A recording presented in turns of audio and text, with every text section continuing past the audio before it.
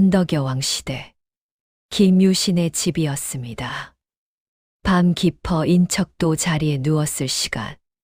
그러나 큰집 김유신의 여동생 보희의 방에서는 뒹굴고 뒹굴어도 잠이 오지 않았습니다. 밤하늘을 통해 들어온 달빛이 창지에 흐릿한 그림자를 만들고 그 속에서 보희는 이불 위에서 시름시름 뒤척이고 있었습니다. 옅은 이불마저도 밀어내며 이마에는 식은땀이 송골송골 맺혀 있었죠. 그때였습니다. 마침내 지친 눈이 감기고 보희의 정신은 꿈의 나라로 빨려 들어갔습니다. 꿈속의 풍경은 황량하고도 신성했습니다. 보희는 신라의 영산인 선도산의 꼭대기에 홀로 서 있었습니다. 발 아래로는 신라의 수도 서라벌이 장기판처럼 펼쳐져 있었고 첨성대의 둥근 천체관측 기구가 작디 작은 점으로 보일 정도였습니다. 밤하늘의 별빛이 온 나라를 은은하게 비추고 있었죠. 그런데 갑자기 몸이 이상해졌습니다. 아랫배가 끊어질 듯 묵직해지더니 마치 하늘이 무너져 내리는 듯한 압박감이 밀려왔습니다. 참을 수 없는 요의가 모든 것을 압도했습니다. 보희는 결국 참지 못하고 산봉우리의 끝자락에 쭈그리고 앉았습니다. 그런데 그것은 단순한 배설이 아니었습니다. 그녀의 몸에서 나온 물줄기는 마치 천지개벽의 대홍수처럼 쏟아져 내렸습니다. 계곡을 채우고 산허리를 넘고 골짜기마다 가득 찼습니다. 그 물은 걷잡을 수 없이 흘러내려 거대한 황금빛 홍수가 되어 서라벌 시내를 덮쳤습니다. 기와집들이 하나둘 물에 잠기고 당당한 첨성대마저 물이 차올랐습니다. 온 나라가, 온 세상이 그녀의 것으로 가득 차는 기묘한 광경이었습니다. 보희는 소스라치게 놀라 비명을 지르며 깼습니다. 벌떡 일어난 그녀의 이마에는 진짜 땀이 흐르고 있었습니다. 너무나 생생한 꿈이었던 탓에 마치 다리 사이가 실제로 축축한 것 같은 착각까지 들었죠. 양반집 교수였던 보희는 얼굴이 화끈거려 도저히 견딜 수가 없었습니다. 산 꼭대기에서 온 나라에 오줌을 누다니. 이게 무슨 일인가? 해가 중천에 떴을 때 보희는 드디어 용기를 내어 동생 문희를 찾아갔습니다. 앉아있던 문희는 언니의 얼굴빛으로 무언가 있음을 직감했습니다. 언니, 무슨 일이에요? 얼굴이 왜 그래요? 보희는 주변을 살피며 목소리를 낮췄습니다. 문희야, 이건. 남들에게는 차마 할 수 없는 이야기야. 하지만 넌 내 동생이니까. 그리고 보희는 밤새 꾼 꿈을 낱낱이 털어놓았습니다. 온 나라를 물로 채우는 신비로운 그 꿈을 말입니다. 처음에 문희는 웃음이 나올 뻔했습니다. 하지만 언니의 진지한 표정을 보며 그 웃음은 얼굴에서 사라졌습니다. 문희의 눈빛이 달라졌습니다. 가만히 이건 문희는 생각에 잠겼습니다. 그리고 깨달았습니다. 이것은 단순한 개꿈이 아니었습니다. 온 나라를 자신의 물로 채운다는 것은 그것은 나라를 낳거나 나라를 다스릴 큰 임무를 잉태할 거라는 뜻이었습니다. 태몽이었습니다. 역사를 바꿀 위대한 태몽 말입니다. 문희의 입가에 희미한 미소가 떠올랐습니다. 언니, 그 꿈을 나한테 팔아. 보희가 깜짝 놀라 물었습니다. 뭐, 그 흉측한 꿈을 팔라고 도대체 뭘 주고 산다는 거야? 문희는 자신의 방 깊숙한 곳으로 가서 그동안 가장 아끼던 보물을 꺼내왔습니다. 화려한 자수로 봉황과 연꽃을 정성스럽게 수놓은 비단의 질감이 아주 곱고 고급스러운 치마였습니다. 이거 어때, 언니? 언니가 예쁘다고 했던 내 비단 치마야. 이걸 줄게. 그 꿈을 나한테 줘. 보희의 눈이 반짝였습니다. 사실 보희에게 그 꿈은 찝찝하고 부끄럽기만 한 것이었습니다. 그런데 동생이 아끼던 고급 비단 치마를 준다니. 이보다 좋은 거래가 있을까요? 보희는 웃음을 지으며 승낙했습니다. 그래, 너 가져라. 오줌 꿈 따위 너나 실컷 꿔라. 하, 문희는 놀라운 표정을 지으며 양손을 펼쳐 옷자락을 넓게 벌렸습니다. 고마워, 언니. 마치 그 보이지 않는 거대한 운명을 자신의 품속에 실어 담듯이 문희는 옷자락을 천천히 여미었습니다. 그 순간 이정원에서는 보이지 않는 무언가가 이동했습니다. 날개를 펴고 날아다니는 운명이라는 것이 언니의 몸을 떠나 동생의 품으로 내려앉은 것이었습니다. 이제 서라벌은 문희의 것이 될 준비를 마친 것입니다. 한편 이 집안의 가장이자 야심만만한 야인 김유신은 큰 그림을 그리고 있었습니다. 신라 최고의 귀족, 태종 무열왕이 되기 전에 김춘추. 당대 최고의 명문가였던 그 집안과 손을 잡고 싶었습니다. 단순한 멋이 아니라 피로 맺어진 가족이 되기 위해 말입니다. 자신의 누이 동생을 김춘추에게 시집 보내는 것. 그것이 김유신의 계획이었습니다. 그런데 어떻게 그 기회를 만들어낼까요? 김유신은 치밀한 각본을 짰습니다. 축구, 즉 공차기 놀이를 이용하는 것이었습니다.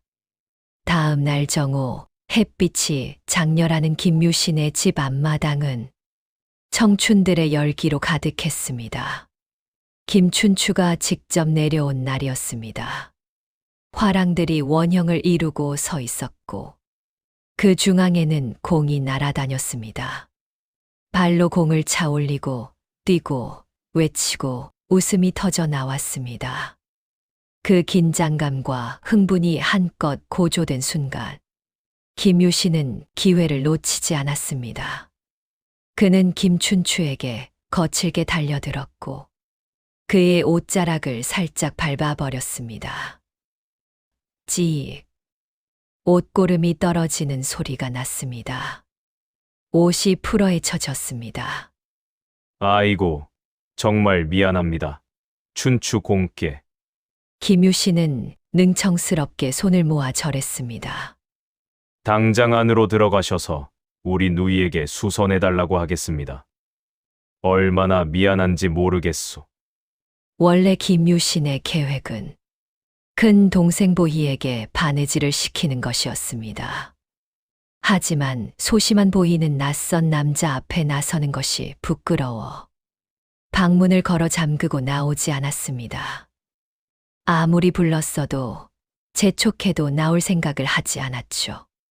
꿈을 팔아버린 보희는 천재이루의 기회마저 제 발로 차버린 셈이 되었습니다. 마당 한켠에서 이 모든 상황을 예리하게 지켜보고 있던 사람이 있었습니다. 바로 막내 문희였습니다. 문희의 눈빛이 번쩍했습니다. 이것이 자신의 운명이 불러내는 기회라는 것을 그녀는 알았습니다. 문희가 빠르게 앞으로 나왔습니다. 오라버니, 언니가 몸이 안 좋은가 봅니다. 제가 대신 꿰매 드리겠습니다. 시종들도 화랑들도 눈을 동그랗게 뜨고 이 당찬 막내 딸을 바라봤습니다. 문희는 자신감 넘치는 표정으로 김춘추를 집 안으로 인도했습니다. 좁은 방, 한 점의 촛불이 타고 있었습니다. 문희와 김춘추가 마주 앉았습니다. 남녀가 유별한 시대였습니다. 단둘이 방 안에 있다는 것만으로도 공기는 뜨거워졌습니다. 촛불이 만드는 그림자가 두 사람의 윤곽을 부드럽게 흔들었습니다. 문희는 천천히 몸을 일으켜 김춘추의 옷자락을 잡아당겼습니다. 이쪽으로 돌려주세요. 그리고 바느질을 시작했습니다. 그리고 문희가 가까이 다가갔을 때 문희의 향기가 김춘추의 코끝을 스쳤습니다. 선한 동백향, 그리고 차디찬 아침 이슬 같은 향이었습니다. 그리고 김춘추의 체온이 문희의 손끝에 전해졌습니다. 따뜻하고도 벅차오르는 그 감정이 말입니다. 바느질은 계속되었습니다. 문희는 눈을 들어 잠깐 김춘추를 보았습니다. 그 순간 눈이 마주쳤습니다. 김춘추의 눈에는 당차고 야무진 문희의 모습이 그대로 비치고 있었습니다. 그 눈빛 속에는 이미 사랑이 잉태되어 있었습니다. 마침내 바느질이 끝났습니다. 다 했습니다. 고맙소. 그날 꿰매진 것은 옷고름만이 아니었습니다. 두 사람의 인연도, 역사도, 운명도 단단히 꿰매어졌던 것입니다. 이후 며칠 밤마다 사건이 터졌습니다. 밤의 적막함 속에서 담장 너머로 누군가 몸을 날렸습니다. 김춘추였습니다. 그는 밤마다 김유신의 집 담장을 넘어 문희와 남몰래 사랑을 키워갔습니다. 둘의 대화는 속삭임이었고 그들의 손가락이 닿는 것도 운명이었고 그들의 마음이 나누는 것도 역사였습니다. 하지만 사랑의 결실은 너무나도 빨리 그리고 위험하게 찾아왔습니다. 문희가 덜컥 아이를 가져버린 것입니다. 이 소식이 김유신의 귀에 들어갔을 때 그의 얼굴은 검게 물들었습니다. 혼례도 올리지 않은 처녀가 임신을 했다. 당시로서는 가문의 수치이자 중죄였습니다.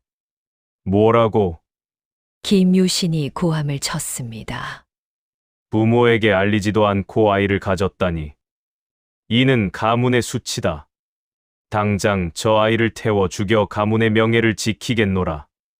그 어조는 비통했고 그 눈빛은 냉혹했습니다. 마당 한가운데 시종들이 장작더미를 쌓기 시작했습니다. 인간의 키보다 훨씬 높은 더미였습니다. 그 위에 기름을 뿌렸습니다. 그러나 이것은 사실 김춘추가 스스로 나서서 책임을 지게 만들기 위한 김유신의 목숨을 건 도박이었습니다. 그렇다면 김춘추는 그 도박에 응할까요? 운명의 날이 밝았습니다. 그날은 마침 신라의 절대 권력자 선덕여왕이 남산으로 행차하는 날이었습니다. 여왕의 행렬이 화려했습니다. 말들이 발굽을 울리고 시종들이 술을 놓은 깃발을 들었고 여왕이 탄 가마는 천천히 움직였습니다.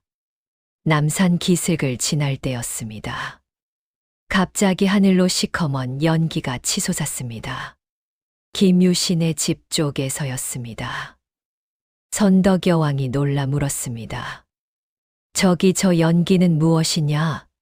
꼭 전쟁이라도 난 것 같구나. 신하들이 엎드려 아뢰었습니다. 폐하, 저곳은 화랑의 우두머리 김유신의 집이온데 소문으로는 누이 동생이 압이 없는 자식을 가져 태워 죽이려나 봅니다. 그 순간 여왕의 곁에 서 있던 김춘추의 얼굴은 사색이 되었습니다. 너무나 창백했습니다. 마치 혼이 빠져나간 사람처럼 말입니다. 자신의 사랑하는 여인과 뱃속의 아이가 지금 불길 속에 있기 때문이었습니다. 선덕여왕은 한 번에 눈치챘습니다. 왕의 통찰력이란 그런 것이었습니다. 경의 안색이 왜 그리 창백하오? 혹시 저 뱃속의 아이가 경의 아이가 아니오? 김춘추는 더 이상 감출 수 없었습니다. 그는 결국 무릎을 꿇고 이실직고 했습니다. 죽을 죄를 지었습니다. 사실 제 아이입니다. 여왕의 시선이 차가워졌습니다. 그리고 그 다음 순간 호통이 터져 나왔습니다. 사내 대장부가 어찌 처자식이 죽어가는데 보고만 있는가. 당장 가서 구하지 않고. 그 명령은 절대적이었습니다. 김춘추는 그 자리에서 벌떡 일어났습니다. 말을 달렸습니다.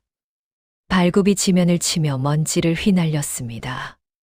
가슴은 터질 듯 뛰었고 눈에는 눈물이 맺혀 있었습니다. 김유신의 집에 도착했을 때 불길은 이미 극에 달해 있었습니다.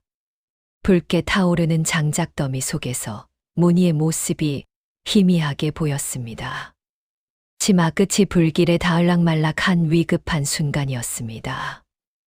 김춘추는 더 이상 생각할 여유가 없었습니다. 그는 장작더미 속으로 뛰어들었습니다. 멈추시오, 내 아이여. 내가 책임지겠소. 그 목소리에는 죽음을 무릅쓴 진정한 사랑이 담겨 있었습니다. 김춘추는 불길 속에서 문희를 안았습니다. 그리고 극적으로 그녀를 끌어냈습니다. 연기 속에서 두 사람이 나타났습니다. 그들의 옷은 데였고 머리는 그을렸고 손은 피투성이었습니다. 하지만 그들은 살아 있었습니다. 함께 살아 있었습니다. 그 순간 김유신은 감추고 있던 미소를 지었습니다. 계획은 완벽했습니다. 여왕의 공인하에 두 사람의 관계가 세상에 드러났으니까요. 이제 정식 혼례만이 남은 것이었습니다. 며칠 후 두 사람은 신라의 예식에 따라 정식으로 혼례를 올렸습니다. 관례를 치르고 예를 올렸습니다. 한 가족이 되었습니다. 비단 치마 한 폭으로 꿈을 샀던 문희는 결국 김춘추의 정실 부인이 되었습니다. 그리고 세월이 흘러 김춘추가 신라의 최고 권력자 태종 무열왕에 오르자 문희는 문명왕후가 되었습니다. 그리고 그녀가 낳은 아들은 삼국 통일을 이루어낸 위대한 군주 문무대왕이 되었습니다. 당신이 알고 있는 신라의 통일 신화. 그것의 시작은 한 여인의 당찬 선택과 한 폭의 비단 치마에 있었던 것입니다. 비단 치마 한 폭. 어쩌면 너무나 헐값이었을지도 모릅니다. 하지만 그 꿈을 샀기에 문희는 역사의 주인공이 될 수 있었습니다. 언니의 부끄러운 꿈을 자신의 것으로 만들고 그것을 자신의 용기와 당찬 행동으로 현실로 바꾼 것입니다. 만약 여러분이 오늘 밤 범상치 않은 꿈을 꾼다면 기억하십시오. 함부로 이야기하지 마세요. 누군가 당신의 꿈을, 당신의 운명을, 당신의 역사를 노리고 있을지도 모르니까요. 혹은 당신이 누군가의 운명을 사야 할 순간이 올 수도 있습니다. 지금까지 꿈을 산 여인 문희의 이야기였습니다. 마음 깊은 곳에 담아두시길 바랍니다. 지금까지 마음과 마음을 잇는 마음연 야담이었습니다. 감사합니다.